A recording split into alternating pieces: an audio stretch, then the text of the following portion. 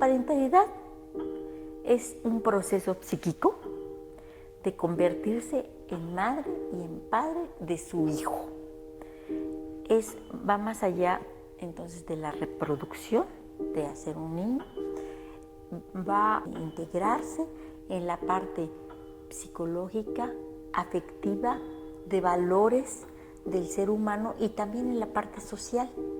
Por ejemplo, podemos también asociarla con parentesco, pero no es lo mismo que la familia. La familia es la constelación, el conjunto de personas que conviven y que comparten, por ejemplo, un mismo techo.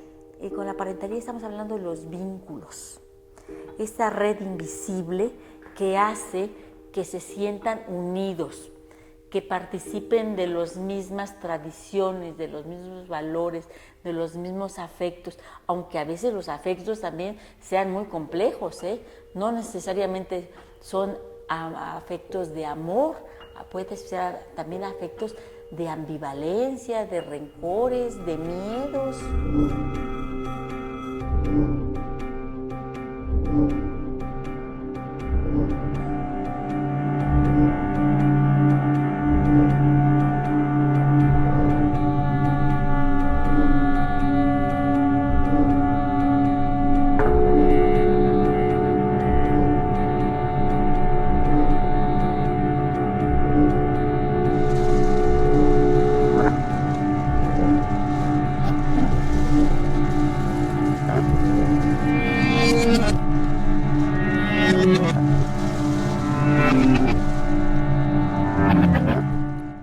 Bueno, la noción de parentalidad surge a partir de esta preocupación por atender a los niños y a las familias, a los padres en situaciones difíciles. La parentalidad podremos decir que es una noción del psicoanálisis aplicado al tratamiento y prevención del sufrimiento psíquico del niño y de la familia. Una forma de apoyar a las familias, a los padres y a los hijos a un mejor desarrollo más amplio.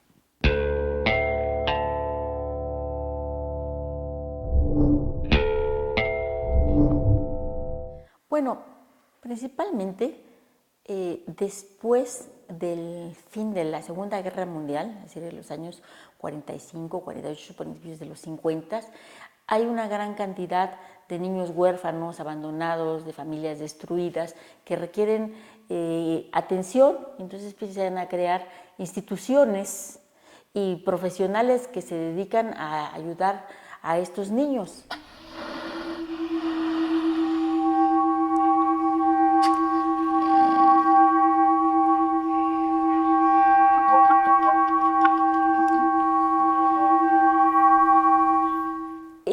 Las cosas que se descubre que es muy importante, en donde se hace énfasis, es que el ser humano se construye como tal principalmente a partir de los cuidados maternos y de las relaciones que tiene con su padre y con su madre o con quienes cumplan esa función desde las primeras etapas. Los niños que sufrían separaciones, por ejemplo, de sus madres, aunque tuviesen alimentos, higiene y todo tipo de cuidados materiales, muchas veces dejaban de crecer, ya no jugaban, se les caía el cabello, iban perdiendo peso. Entonces se llegó a observar la importancia del vínculo temprano que se establece entre el bebé y su madre, como una materia prima a través de donde se va a construir. Esto fue muy importante, ¿por qué? Porque se empezó a ver que para que el ser humano se desarrolle de manera sana, necesita de otro ser humano que lo cuide, que lo proteja, que lo vea, que lo respete, que lo ame, y todo esto se transmite a través de los cuidados maternos. De ahí se empieza a hablar del psicoanálisis del recién nacido, de la psicopatología del bebé. Por ejemplo, en Francia, un psicoanalista, Serge Bovici, él empieza una serie de estudios psicopatológicos del bebé y las psicoterapias bebé-padres. Esto es muy nuevo, porque entonces se pensaba, bueno, pues ¿cómo van a poner al niño en el diván o qué van a hacer con el bebé? Y de lo que se trata es muy simple. Él dice, los padres necesitan sentirse buenos padres.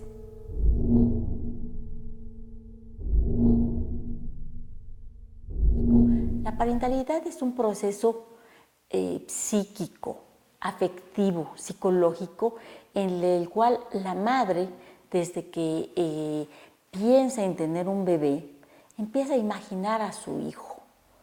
Le atribuye un nombre, se lo imagina de diferentes maneras, le atribuye también un género, si es niño o es niña, a quién se va a parecer, etc. A veces también temores que pueden surgir con los padres. Todo esto hace que es un proceso psicológico, un trabajo sobre sí mismo que hace la mujer embarazada o no, y el padre también, el compañero de la madre, para convertirse después en padre y madre del neonato que va a llegar.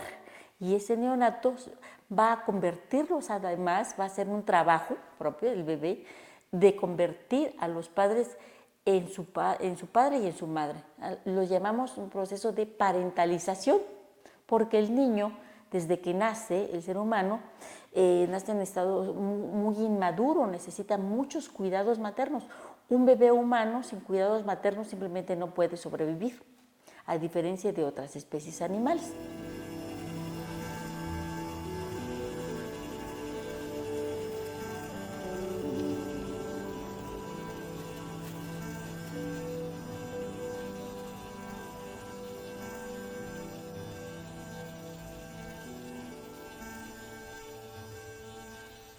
Pero, en cambio, tampoco es un receptivo pasivo.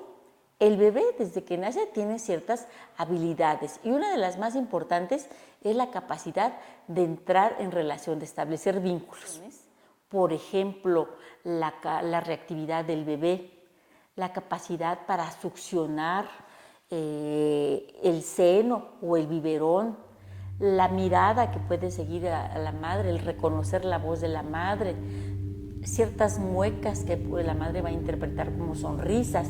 Esto van a hacer que una madre sienta que su bebé la mira y ella se va a sentir buena madre. Así empieza lo que podríamos llamar una especie de red interaccional.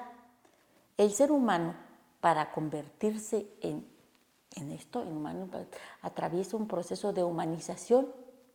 Se convierte primero en hijo de su madre y de su padre. Se convierte en un miembro de la familia. Se convierte después en un miembro de la comunidad, de su escuela, de su poblado, de su ciudad, de su país. Todo esto hace que la parentalidad está un poco en la interfase entre lo psíquico individual, lo interpsíquico también entre la pareja, el padre y la madre, entre lo intergeneracional, la madre, el padre y las generaciones para arriba, como los abuelos, los bisabuelos, etc. Y otra parte social, como los tíos, los primos, etc. Y todos los que participan del grupo social. Entonces ya estamos hablando de una parte social, de una esfera social que incluye la parentalidad.